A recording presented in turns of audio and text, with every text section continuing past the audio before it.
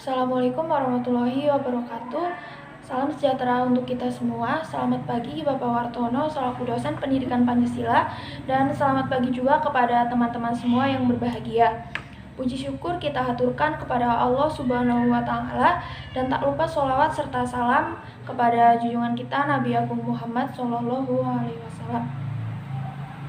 Kami dari kelompok 5 yang terdiri dari saya Citra Anggita sebagai moderator dan Nurul Nabila sebagai presentator pertama dan Salsa Nabila sebagai presentator kedua.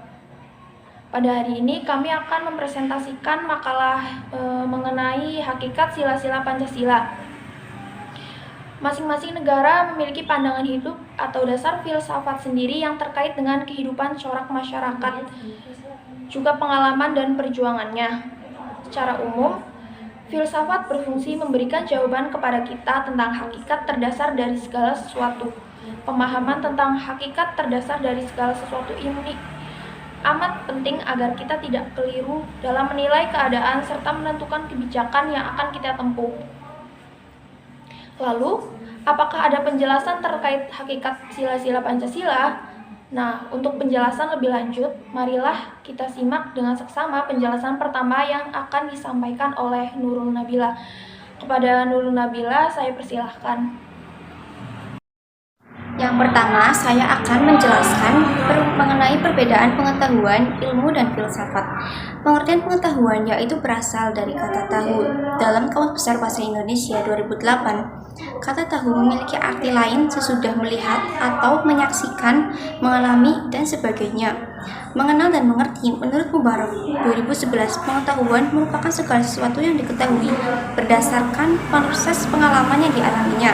Sedangkan menurut Noto Atmojo 2012, pengetahuan adalah hasil dari tahu dan ini telah terjadi seseorang melakukan penginderaan terhadap suatu objek.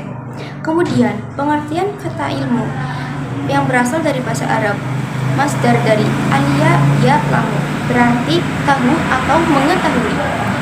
Sementara itu, secara istilah ilmu diartikan sebagai itroku syai bihaqikoti atau mengetahui secara hakiki. Sementara itu, menurut Liang Qi menyatakan dilihat ruang lingkupnya, pengertian ilmu adalah sebagai berikut. Ilmu merupakan istilah umum untuk menyebutkan segenap pengetahuan ilmiah yang dipandang sebagai suatu kebulatan. Jadi, ilmu mengacu pada ilmu seumumnya. B. Ilmu merujuk pada masing-masing bidang. Pengetahuan ilmiah mempelajari soal tertentu, berarti cabang ilmu khusus. Sedangkan jika dilihat dari segi maknanya, De Liang Qi mengemukakan 3 sudut pandang berkaitan dengan pemaknaan ilmu, yaitu A. Ilmu sebagai aktivitas, artinya suatu aktivitas mempelajari sesuatu secara aktif, menggali, mencari, mengejar, atau menyelidiki sampai pengetahuan itu diperoleh. B. Ilmu sebagai metode, artinya ilmu pada dasarnya adalah suatu metode untuk menangani masalah-masalah atau suatu kegiatan penelaahan atau proses penelitian yang mana itu mengandung prosedur. C. Ilmu sebagai pengetahuan, artinya ilmu adalah sesuatu kumpulan yang sistematis atau dalam kelompok pengetahuan teratur mengenai pokok soal atau objek matter. Harsoyo mendefinisikan ilmu sebagai melihat pada suatu proses historis dan pendekatannya, yaitu ilmu merupakan akumulasi pengetahuan yang disistemasikan atau kesatuan pengetahuan yang terorganisasi. Ilmu dapat pula dilihat sebagai suatu pendekatan atau suatu metode pendekatan terhadap seluruh dunia empiris, yaitu dunia yang terikat oleh faktor ruang dan waktu, yang pada prinsipnya dapat diamati oleh panca indera manusia. Lebih jauh memperhatikan pengertian ilmu sebagaimana diungkapkan di atas, dapat ditarik beberapa kesimpulan dengan pengertian ilmu, yaitu ilmu adalah jenis pengetahuan tersusun atau disusun secara sistematis. Sistemasi dilakukan dengan menggunakan metode tertentu. Pemerolehannya dilakukan dengan cara studi, observasi, dan eksperimen. Yang ketiga, pengertian filsafat menurut Tani Reja menyebutkan bahwa perkataan filsafat terbentuk dari kata Arab falsafah. Secara etimologis, filsafat berasal dari bahasa Yunani philen yang berarti cinta dan sophlos atau sophia yang berarti hikmah atau kebijaksanaan wisdom. Jadi filsafat berarti cinta kebijaksanaan. Filosofi merupakan kata Inggris yang berarti filsafat berasal dari kata Yunani philosophia, lazim diterjemahkan sebagai cinta kearifan. Menurut Effendi, dapat diartikan sebagai aktivitas berpikir secara murni atau sebagai kegiatan akal manusia dalam usahanya untuk mengetahui segala sesuatu yang dilihat atau dihadapinya. Secara umum, filsafat merupakan hasil pemikiran manusia yang kritis dan radikal, mendalam sampai pada intinya, yang membahas secara menyeluruh sampai pada hakikatnya untuk mencapai kebenaran yang sesuai dengan kenyataan. Hakikat adalah sesuatu hal yang adanya terlepas dari hal lain, adanya menurut dirinya sendiri, tidak terikat oleh ruang, waktu, keadaan, serta sifatnya tidak berubah. Sistematika filsafat, aksiologi, makna dari sumber nilai, wujud, jenis, tingkat, sifat, nilai, hakikat, manusia, material, etika, estetika, politika, budaya, agama, postumus, dan Tuhan atau Allah Maha Pencipta. Epistemologi, makna dari sumber pengetahuan, proses, syarat terbentuknya pengetahuan, validitas, batas, dan hakikat pengetahuan meliputi semantika, gramatika, logika, retorika. Ontologi, makna sumber ada proses, jenis, sifat, tingkat, ada umum, terbatas, manusia. Kosmologia, ada tidak terbatas, ada mutlak, metafisika, postumus. Keterangan, ontologi, berasal dari kata ontos, yang berarti ada, being, dan logoi, yang artinya ilmu. Sehingga ontologi merupakan salah satu cabang filsafat yang berhikmat menelaah hal ihwal ada atau being pada umumnya.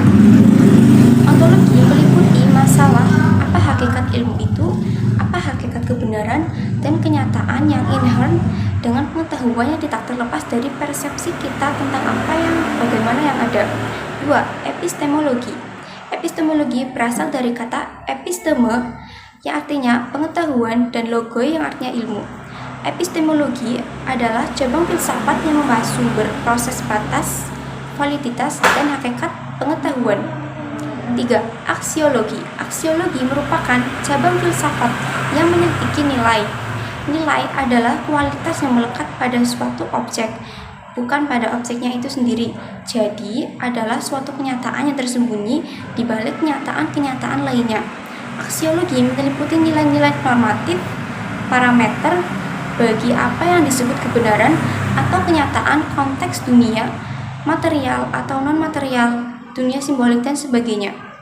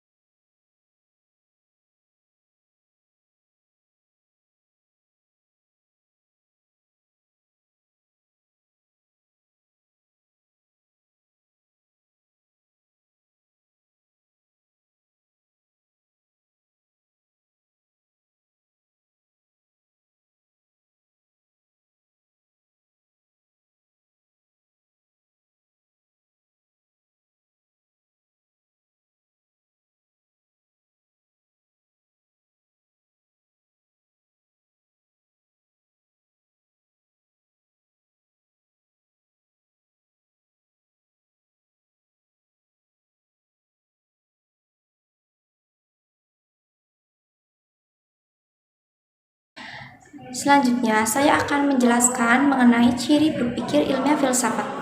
Ciri berpikir ilmiah filsafat dikemukakan oleh Craig 2002, Kebun 2011, dan Katsov 2004 sebagai berikut. 1. Komprehensif dan mendalam. Berpikir kefilsafatan berarti berpikir secara komprehensif atau universal atau menyeluruh dan melingkupi totalitas dan mendalam atau hingga ke akar-akarnya. 2. Konseptual. Ciri berikutnya adalah konseptual yang merupakan generalisasi dan abstraksi dari pengalaman-pengalaman hidup kita serta proses-prosesnya satu demi satu. Kita tidak hanya melihat dan merenungkan sesuatu yang nyata tampak oleh indera kita, tetapi lebih kepada hal-hal yang abstrak atau metafisik secara bagaimana cara kaidah berpikir kita sampai kepada penemuan kebenaran yang kita cari atau realitas. Koheren dan konsisten. Jika gagasan filosofis kita mengalami pertentangan dengan gagasan-gagasan lain, maka kondisi ini belum dapat dikatakan dengan cara berpikir ilmiah filsafat. 4. Rasional. Seperti yang kita pahami sebelumnya, bahwa gagasan-gagasan filsafat tidak selalu dapat diterima oleh akal sehat. Ciri berpikir kefilsafatan adalah rasional, artinya bahwa apa yang kita ajukan dan nyatakan bersesuaian dengan nalar dan bersifat logis. Dikatakan saling berhubungan karena adanya premis-premis yang membangun kesimpulannya. Premis adalah asumsi atau anggapan bahwa sesuatu adalah benar yang digunakan untuk mendukung suatu kesimpulan. 5. Bebas dan kritis. Bebas berarti bahwa ketika berpikir kefilsafatan, pikiran kita bebas dari prasangka sosial, budaya, historis, dan agamawi. Jika pemikiran kefilsafatan kita masih terikat oleh prasangka-prasangka tersebut, maka kita tidak dapat berpikir filosofis sebab ada begitu banyak filter prasangka yang membatasi kita. Kritis berarti ketika kita berpikir kefilsafatan, kita tidak berusaha mencari dan menemukan fakta-fakta, tetapi kita menerima fakta tersebut untuk mengujinya lebih lanjut. Apakah penjelasan fakta-fakta tersebut kita dapat menerimanya? Kita harus masih mempertanyakan fakta-fakta itu lebih lanjut agar makna dari fakta-fakta itu dapat lebih terbukti kebenarannya sesuai dengan kehidupan manusia. 6. Bertanggung jawab. Kita bertanggung jawab untuk terus mencermati abstraksi-abstraksi dari hal-hal fisik yang justru orang lain fokuskan.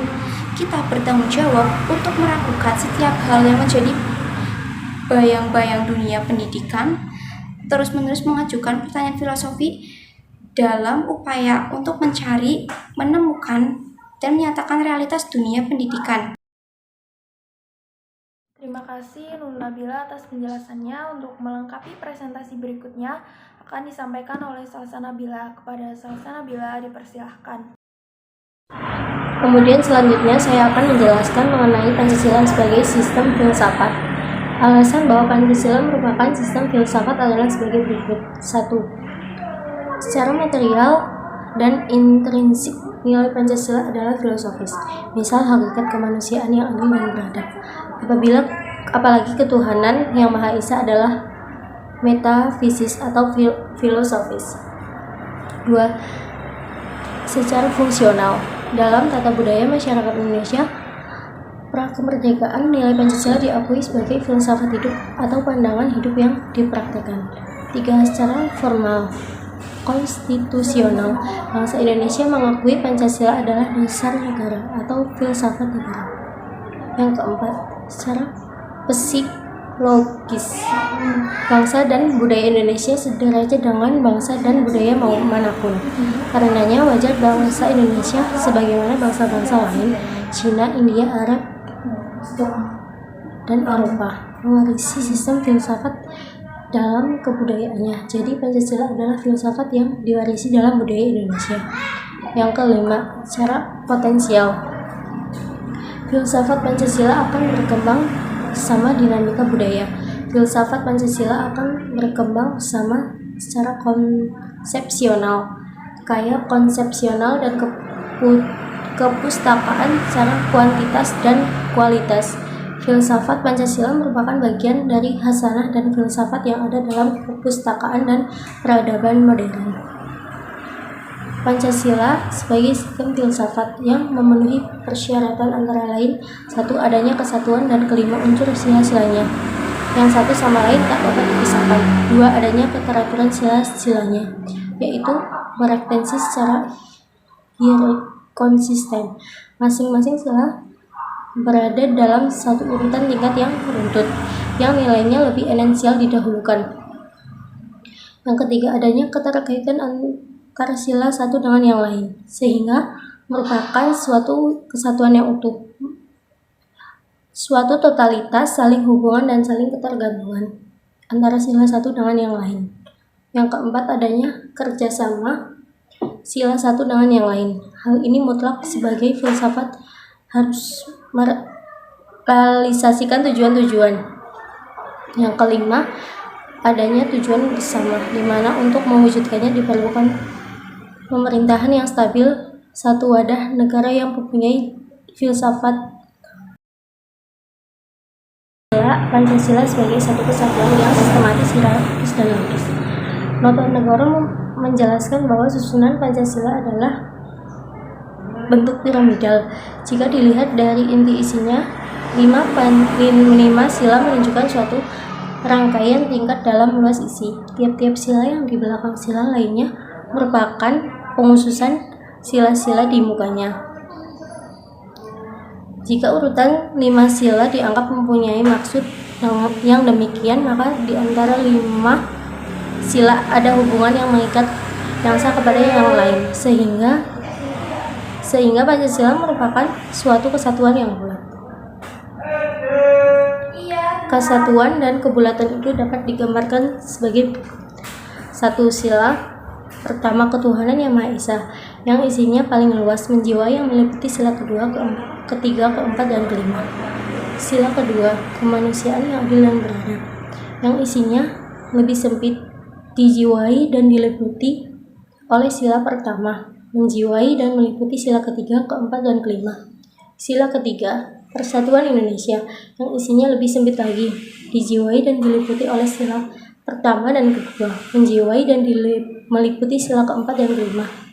Sila keempat, kerakyatan yang dipimpin oleh hikmat kebijaksanaan dalam permusyawaratan perwakilan, yang isinya lebih sempit lagi, dijiwai dan diliputi oleh sila pertama, kedua, dan ketiga, menjiwai dan meliputi sila kelima. Sila kelima, keadilan sosial bagi seluruh rakyat Indonesia, yang isinya paling sempit, dijiwai dan meliputi oleh sila pertama, kedua, ketiga, dan keempat. Dalam susunan yang demikian, menurut Effendi, maka sila yang ada di belakangnya merupakan pengususan dari sila yang ada di mukanya, dan oleh karena itu pelaksanaannya tergantung pada pelaksanaan sila yang ada di mukanya. Dengan demikian dapat dikatakan bahwa satu sila kelima merupakan pengususan dari sila keempat dan pelaksanaannya tergantung pada pelaksanaan sila keempat. 2. Sila keempat merupakan pengususan dari sila ketiga dan pelaksanaannya tergantung pada pelaksanaan sila ketiga. 3. Sila ketiga merupakan pengususan dari sila kedua dan pelaksanaannya tergantung pada pelaksanaan sila kedua. 4. Sila kedua merupakan pengususan dari sila pertama dan pelaksanaannya tergantung pada pelaksanaan sila pertama. Menurut pendapat Muladi bahwa untuk memahami perumusan Pancasila secara dalam alamiah terakhir perubahan UUD Indonesia tahun 1945. Hal tersebut harus dilihat dalam kerangka keseluruhan sistem, dalam keseluruhan undang-undang tahun 1945 yang masing-masing terkait dan tergantung satu sama lain, untuk menuju bagian akhir yang dicita-citakan, yakni melindungi segenap bangsa Indonesia dan seluruh tumpah darah Indonesia, memajukan kesejahteraan umum, mencerdaskan kehidupan bangsa, dan untuk melaksanakan ketertiban dunia yang berdasarkan kemerdekaan, perdamaian abadi, dan keadilan sosial. Pancasila yang terdiri atas 5 sila dan hakikatnya merupakan sistem filsafat. Sila-sila Pancasila merupakan sistem filsafat, pada hakikatnya merupakan suatu organisme. Artinya, antara sila-sila Pancasila itu saling berkaitan, saling berhubungan, bahkan saling mengkualifikasi. Pemikiran dasar yang tergantung dalam Pancasila, yaitu pemikiran tentang manusia yang berhubungan dengan Tuhan, dengan diri sendiri, dengan sesama, dan dengan masyarakat bangsa yang nilai-nilai itu dimiliki oleh bangsa Indonesia. Demikian presentasi yang dapat kami sampaikan. Kurang lebihnya mohon maaf. Wassalamualaikum warahmatullahi wabarakatuh.